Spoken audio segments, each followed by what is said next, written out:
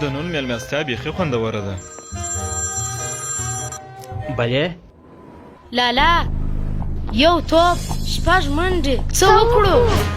ښه یو کار وکړئ، بیټ په لاس کې شټینګ ونیسئ، بیا شوټینګ ونیسه، 2 قدمه شاته ولاړ سئ، د بالر وسترګو ته په ځیر وګوره، د بالر وسترګو ته وګوره. څه وکړم؟ او وای څنګه ورته ووایم، زړه غټ که، سترګې دې پټ که او ورته کشه که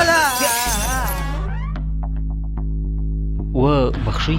زړه دې غټ که، سترګې دې پټې که او ورته کاشه که.